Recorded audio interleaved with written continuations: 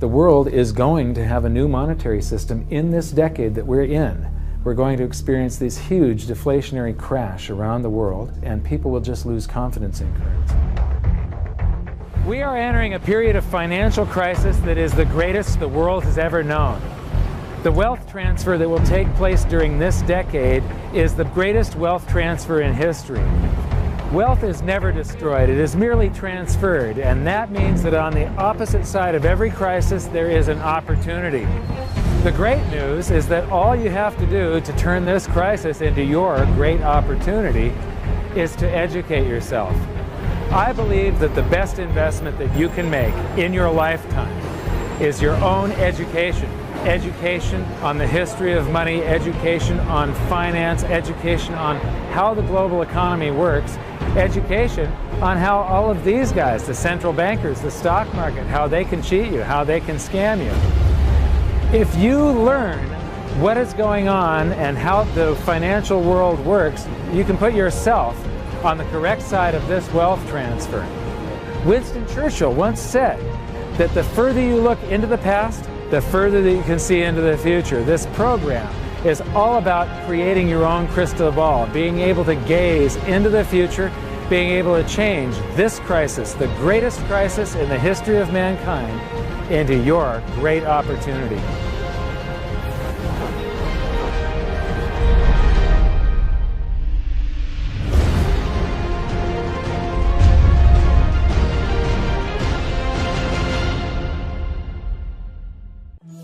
They say that money doesn't grow on trees, but the truth is that the modern banking system creates currency far faster than trees can grow.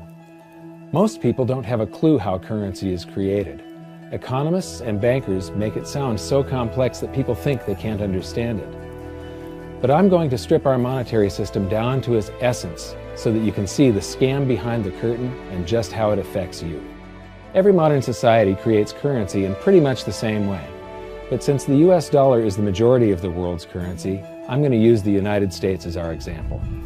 It all starts when some politician says, "Vote for me and I'll make sure the government provides you more free stuff than my opponent will." But there's no such thing as a free lunch. So to provide that supposedly free stuff, the politicians vote for the country to spend more than its income. This is called deficit spending. To pay for that deficit spending, the Treasury borrows currency by issuing a bond. So what's a bond? If you think about it, a bond is really nothing but a glorified IOU. It's a pretty piece of paper with numbers printed on it that says, "Loan me $1 trillion today, and I promise over a 10-year period I'm going to pay you back that $1 trillion plus interest." But what you need to understand is that Treasury bonds are our national debt. These glorified IOUs are to be paid back by you and I and our descendants through future taxation. Therefore, when the government issues a bond, it steals prosperity out of the future so that it can spend it today. The Treasury then holds a bond auction, and the world's largest banks show up and compete to buy part of our national debt and make a profit on it by earning interest. You'll notice that as we move through this process, the big banks are there, taking a cut every step of the way. This isn't by chance, as you'll see shortly. Then, through a shell game called open market operations, the banks get to sell some of those bonds to the Federal Reserve at a profit. To pay for the bonds, the Federal Reserve opens up its big old checkbook and writes bad, bogus, counterfeit checks that should bounce because they're drawn on an account that always has a zero balance. There isn't one penny in there. To quote from the Boston Federal Reserve, "When you or I write a check, there must be sufficient funds in our account to cover that check. But when the Federal Reserve writes a check, there is no bank deposit on which that check is drawn. When the Federal Reserve writes a check, it is creating money." The Fed then hands those checks to the banks, and at this point, currency springs into existence. The banks then take that currency and buy more bonds at the next Treasury auction. But what is a check? A check is also an IOU. When you write a check, you're making a note that says, "Here's my IOU for cash. All you have to do is go to the bank and pick it up." Now, it's very, very important that you understand this process because we're going to come back later and show you the devastating effect this has on you. The Treasury issues IOUs, bonds. The banks then buy those IOUs with currency. The Federal Reserve then writes IOUs, checks, and hands them to the banks in exchange for the Treasury's IOUs, the bonds. And currency is created. So what's really happening is the Federal Reserve and the Treasury are just swapping IOUs, using the banks as middlemen, and abracadabra, presto, currency magically springs into existence. This process repeats and repeats over and over again, enriching the banks and indebting the public by raising the national debt. The end result is that there's a buildup of bonds at the Federal Reserve and currency at the Treasury. This process is also where all paper currency comes from. The Federal Reserve and the government mistakenly call it base money because they didn't watch episode 1 of this series and they don't know the difference between money and currency. But I will correctly refer to it as base currency because it is not money. It is currency, and as we've learned, there is a big difference. Money has to be a store of value and maintain its purchasing power over long periods of time. We learned in episode 1 that earlier in our history, our paper currency was just a claim check.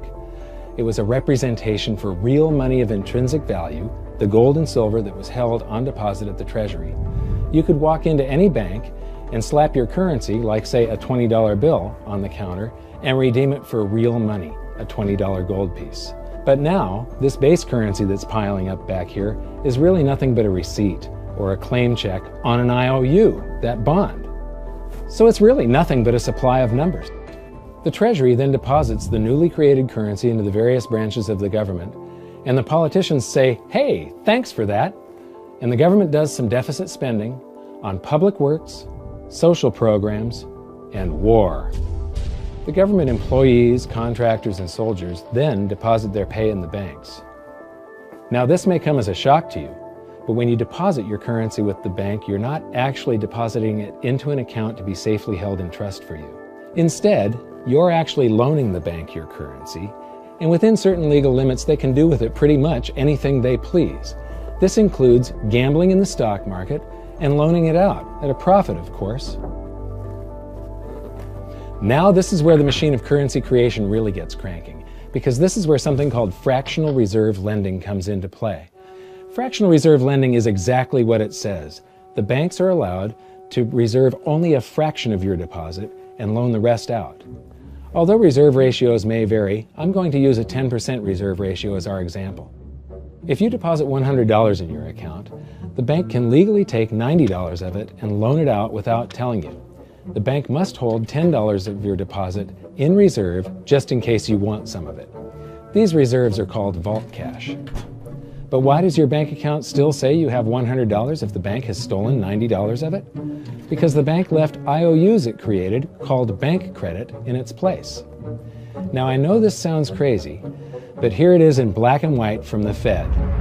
Commercial banks create checkbook money when they grant a loan simply by adding new deposit dollars in accounts on their books in exchange for a borrower's IOU.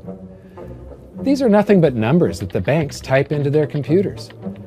And even though these bank credit IOU numbers are very different from base currency numbers, because they only exist in computers, they are still currency. So now there is $190 in existence. Now the reason people take out loans from the banks is to buy something. They're going to buy a house or a car or something like that. So the borrower takes the $90 that the bank loaned to him from your account and he pays the seller of the item. But then the seller deposits that currency into his account and his bank loans out 90% of that and leaves bank credit numbers in its place. So now there's $271 in existence. This process repeats and repeats until under a 10% reserve ratio, an initial deposit of just $100 can create up to $1,000 of bank credit, all backed by $100 of vault cash, just 10%. But as I said, reserve ratios vary wildly. On some deposits, it's 10%, on others, it's 3%, and on some forms of deposits, reserve requirements are 0. The result is that the expansion of the currency supply by the banks is far greater than even this example would lead you to believe. So once again, when currency is deposited in the banks get to lend it out, and then it gets redeposited and relent, redeposited and relent, redeposited and relent over and over again, creating bank credit all the way. This is where the vast majority of our currency supply comes from. In fact, 92 to 96% of all currency in existence is created not by the government, but here in the banking system. Now, massive amounts of currency spewing into society may at first sound like a fun idea. That is, until you remember one of the most important hidden secrets of money from episode 1, that the prices of everyday goods and services act as a sponge on an expanding currency supply. The more currency we have, the more prices rise. This is where inflation comes from. The true definition of inflation is an expansion of the currency supply. Rising prices are merely the symptom. So our entire currency supply is nothing but a couple of bucks whipped up in this hocus-pocus scam where the Treasury and the Federal Reserve swap glorified IOUs, and a bunch of numbers that the banks just type into their computers. That's it. That's our entire currency supply. It's nothing but a supply of numbers. Some of them printed, most of them typed, and there is nothing else. But if you thought that was crazy, get ready to enter the twilight zone of modern economics. We work for some of that currency supply. True wealth is your time, but we trade away moments of our lives, hour by hour, day by day, and year by year, for numbers that somebody printed on pieces of paper or just typed into a computer. Now those numbers represent our blood, sweat, tears, labor, ideas, and talent. We are what gives the currency its value. But here comes the really cruel joke. We work hard so that we can save some of that currency, so that we can pay the tax collector. In the United States, it's known as the IRS. They then turn it over to the Treasury so that the Treasury can pay the principal plus interest on that bond that the Federal Reserve bought with a check drawn on an account that has nothing in it. This next 5 years is going to see the world change more than you can possibly imagine. But today, the world is anything but that, right? Today, the world is global and exponential. Something happens in China or India, you know about it seconds later. Computers know about it microseconds later. Things aren't changing century to century or decade to decade. They are changing year to year. And if I were to graph that, it looks like this. That red line is all of us. It's our teachers, our students, our friends, our board members, our politicians. We haven't had a hardware or software upgrade in 50 million years. It's been a while, right? That yellow line is the technology that we're creating.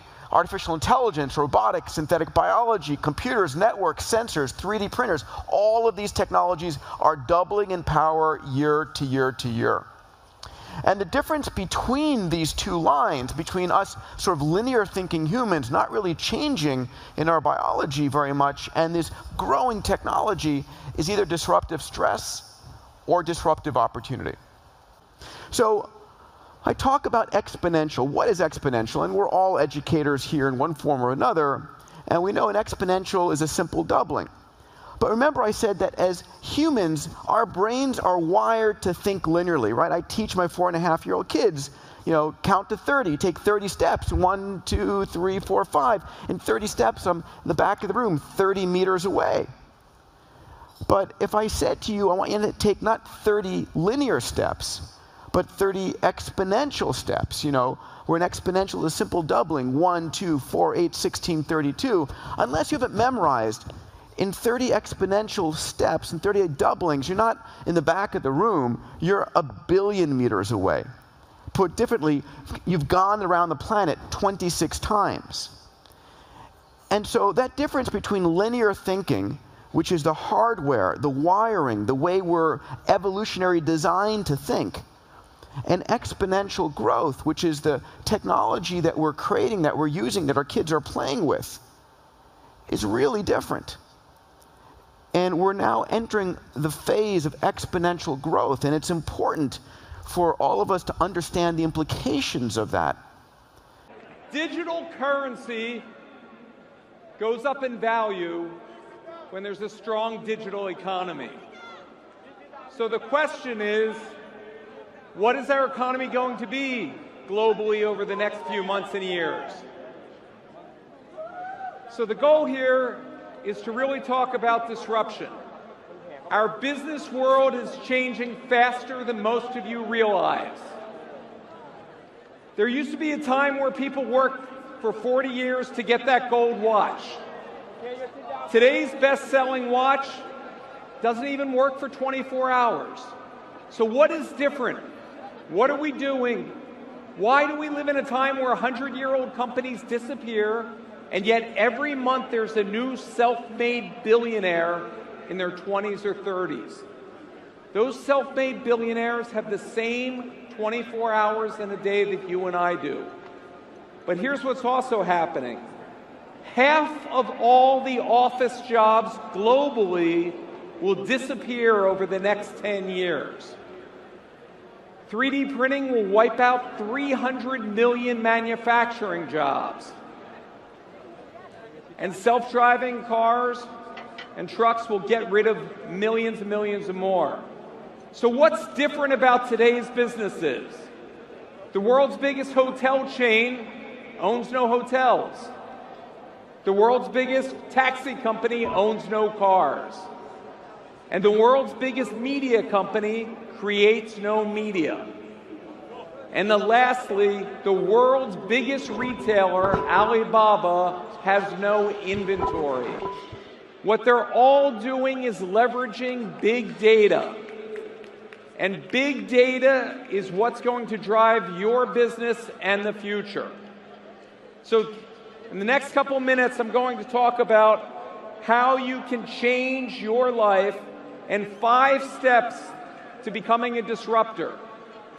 Think about it. In the last 90 days, Pokemon Go did $470 million. Any of you could have launched that. It could take a cryptocurrency. This is why this is so important to the future of OneCoin and what you're about. In 2 seconds about me, I've spent the past 3 decades disrupting different industries, and I've had the pleasure to work with and be partnered with some of the most influential and forward-seeking people on the planet. And what I've learned from that is that things are changing so fast that unless you pay attention, it could cost you your career. So what is changing? So there are 3 things to focus on: digital currency, 3D printing, and for fun, we're going to talk about the electric drill. So, the first step to changing the world is to get outside of your comfort zone. Business as usual is dead. Half of all the jobs that presently exist in the US will disappear. It's just like when we went from farming to industry.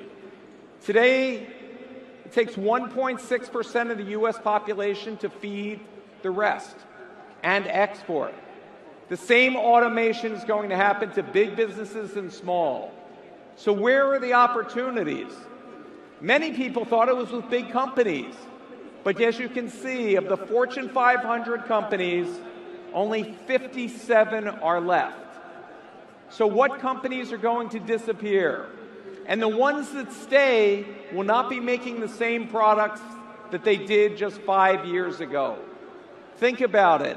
Apple, the largest company in the world, was a failed computer company. They went into phones. They're going into cars.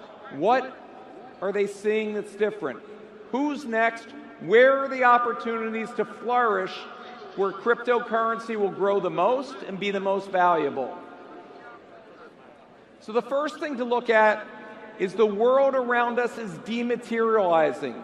Physical items are disappearing. The supply chain that makes physical items is being replaced. Think about your desk. You used to have all these items that were manufactured in a factory, shipped on a boat, into a truck, stocked at retail, and slowly, and now faster, every single item has been replaced by an app. We are living in a post-physical world. The majority of all purchases are done for digital goods. The majority of all income goes to digital goods. That's the opportunity for a digital currency. So I'm here to talk to you about blockchain technology. It's something most people don't understand. And so I like to take you back in time just to set the context, because we all understand the internet today, but it wasn't that long ago that very few people understood what that is, and here's how I like to start this conversation. 56 pass. I wasn't prepared to translate that as I was doing that little tease. Oh, that's that little right. mark with the A and then the ring around it. At. See, that's what I said. Kay said she thought it was about. Yeah. Oh. But I'd never heard it. Around. I'd never heard it said. I'd always That's seen right. the mark, but never heard it said. And then it sounded stupid when I said it. Violence at NBC. I heard be around big fight up in the lunchroom the other week. There it is. Violence at NBC. GE.com. I mean, well, Allison should know. What is internet anyway? Internet is that massive computer network, the one that's becoming really big now. What do you mean? That's big. How does one? What do you write to it like mail? No, a lot of people use it and communicate. I guess they can communicate with NBC writers and producers. Allison, can you explain what internet is? No, she can't say anything in 10 seconds or less. Allison will be in the studio shortly. What does it mean? It's a giant computer network made up of started from. Oh, I thought you were going to tell us what this was. It's like a computer billboard. It's not in there. It's a. So I like to start here because we all understand the internet and we use it. It's pervasive in all of our lives every day today. And I think that blockchain technology is essentially where the internet was in, call it 1994. This is also an article from Newsweek in 1995 talking about how the internet's going to fail, and essentially it's only used by criminals, and that it's a passing fad and it's going to go away. And I think that this is a useful set of context because what have you heard about Bitcoin? You've probably heard it's insecure. You've heard of this company, Mt. Gox, that failed and hundreds of millions of dollars disappeared. Well, the underlying protocol has never been hacked. It is the most secure system the world has ever seen. If you take all of Google's global infrastructure, times 100, that's the kind of security or hashing. It's over an exaflop, the Bitcoin network. So it's the most secure system the world has ever seen. Those companies that failed were essentially banks that left their vaults open. You've also probably heard that it's used by criminals. You may have heard of this thing called the Silk Road. Much like the internet was only used for bad things. That's not really the case. Yes, there are some bad things done with this. Any new technology is going to have a yin and a yang. You're going to see good uses and bad uses. And as the technology develops, call it early fringe users become a minority, and call it mainstream adopters end up using it for better things. And so most of the world's top thought leaders, venture capitalists, academics have all said there's tons of merit to this technology, and there's more there than that. And you've also maybe heard, that Bitcoin went up to 1,000 and the price has gone down and it's probably going away. The reality is that it's growing exponentially. Every single metric, if you look at it closely, aside from price, which is kind of the main primary barometer of sentiment, which is the data that most of you operate off of, every metric is up and to the right. So what is Bitcoin? It's digital value. It's fixed supply. It's programmable. It's a decentralized network, which means there's no governing body. There's no central authority. It's peer-to-peer, which means you can't shut it down. The only way to shut off Bitcoin is to shut off the internet indefinitely. And it's an incorruptible public ledger. You can't counterfeit money. So you'd say, well, why now? What is this? Is it something new? So for the last 30 years, people have talked about building a system like this, but no one could figure out how. So if you were studying to become a PhD in cryptography, computer science, mathematics, it's very likely that you encountered this concept of the Byzantine generals problem, better described as a double spend. So the protocols that make up the internet, TCP, IP, and such, don't allow for you to create unique assets or individual data. So for example, if I were going to send you an email with a picture attached to it or money, when you receive that email, how do you know I didn't keep a copy for myself or send it to 10 other people simultaneously? This is the reason why piracy is a problem. And so Bitcoin's creators solved this incredibly complex problem by creating a shared database or a distributed ledger. So this is something new, and for the first time in human history, I can now transmit value from one person to another anywhere in the world with no middleman, with complete transparency. It's instant, and the fees are negligible, and it's a very big deal. I mean, historically, you've always had to have a trusted intermediary or counterparty in the middle of every transaction, including those on the internet. So Bitcoin was the first application And I'm not really here to talk to you about that. I'm here to talk to you about blockchain technology. So think of the blockchain as the technology that makes Bitcoin possible, and Bitcoin is the first application. So again, think of the blockchain as the operating system, and Bitcoin is now one of about 700 apps that are trying to create innovation around this space. And you're starting to see lots of major institutions use it. But I want to take us through kind of what I think of as the evolution of kind of technology as it relates to what is disrupting the world. In this case, we used to communicate with people verbally. And that was the verbal sort of communication era. Telecommunications enabled us to have synchronous communications with other people around the world. And obviously, a lot of interesting things happened as a result of that. The internet allowed us to have asynchronous and scalable communications with people around the world. And so I think of all of this as kind of the internet we use today as the internet of information. The blockchain is enabling the internet of value. So I can now transmit value in the same way that we can transmit data, again, on a peer-to-peer basis. And I think this is going to be hugely disruptive, not just to things like finance. Kind of ignored it initially, then decided, okay, I better understand it because there's a lot of interesting people, voting with their feet and their time and their money. And so the first thing that you do in that situation is you analyze the threats and the opportunities. And like all things, you're going to recognize that this is going to be disruptive in a bad way in some ways.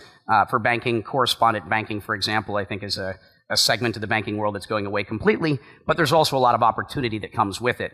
Most of the financial institutions are focused on the middle and back office because we've seen a lot of innovation on the front sort of line of finance, algorithmic trading, high frequency, mobile banking, that the world's, we've been seeing a lot of progress there, but the middle and back office was still designed for a world of paper, 50 to 100 years ago, and it's very antiquated. And so they're focused mostly on that. You're not going to see a lot of top line revenue growth amongst these organizations, but what you're going to see is a lot of expenses get cut out of the business as they can more efficiently run their businesses on these technologies. And some of the stuff's even older. Take trade finance, and we're in a city where that matters. $20 trillion a year is being transacted around the world, but we're running on 500-year-old technology, a thing called a bill of lading and a letter of credit, where you have a cargo container and a bearer share that says this is the person that's entitled to it. You're also seeing most of the world's top financial institutions have all come into the space. Incumbents face the innovator's dilemma, which is, okay, I see a new technology. Incumbents don't like disruption generally because the status quo is working for them. Unfortunately, you can't stop innovation. So most of the world's financial institutions were taking a look at this technology that was emerging.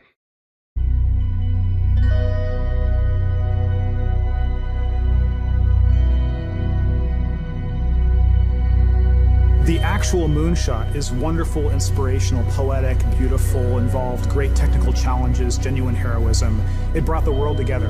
But think about the Polynesian islander on the dugout canoe, deciding one day they were going to go that way. No one had ever been that way before. No one even knew if there was anything that way before. It was amazing, and it changed the world. People can set their minds to magical, seemingly impossible ideas, and then through science and technology, bring them to reality. And that then sets other people on fire, that other things that look impossible might be accomplishable. Galileo is such a hero, in thinking big, and what he represents to me is both curiosity and wonder that humanity had, that he had, that pushed him and drove himself to invent and work on the first telescopes that allowed us to see the moon, and here we are. These aviation pioneers were figuring it out as they went. No one really knew how to build an airplane, right? No one knew how to fly an airplane. It was amazing and crazy and wonderful, and they wanted to explore. Many years ago, the great British explorer George Mallory, who was to die on Mount Everest, was asked why did he want to climb it.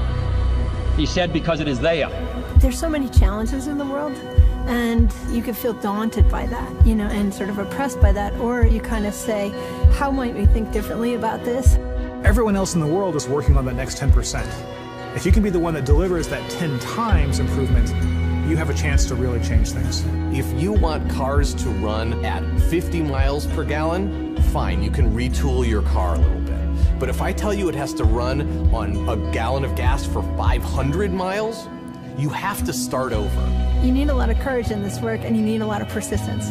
One of the things that's really critical is not only having the courage to keep trying every day or thinking big, even if you don't really 100% believe it's possible, like you might think this might be possible, have the courage to try. That's how the greatest things have happened. You don't spend your time being bothered that you can't teleport from here to Japan, because there's a part of you that thinks it's impossible. Moonshot thinking is choosing to be bothered by that. We choose to go to the moon in this decade and do the other things, not because they are easy, but because they are hard. Humanity's progress has been a series of amazing, audacious things, from the very small and personal up to the great, big, and grand. And we are a species of moonshots. And to me, that's like the really amazing, poetic, and inspirational thing. I think our ambitions are a glass ceiling on what we can accomplish. When you find your passion, you're unstoppable. You can make amazing things happen. It's been true through all of history. I believe in the human spirit, and I believe that there are always going to be crazy people who will get out of bed one morning and say, you know what? I think I can build a space elevator, and we'll just go and do it. But I think that if we become afraid to take these great big risks, we stop inspiring people. We stop achieving things. And the biggest nightmare scenario is that we won't have what it takes to solve the really big challenges. When Kennedy said that we would put a man on the moon, it's about the fact that he said, we don't know how to do this yet, and we're gonna do it anyway. And that sends chills up everybody's spine. Because if that happens, what couldn't we do?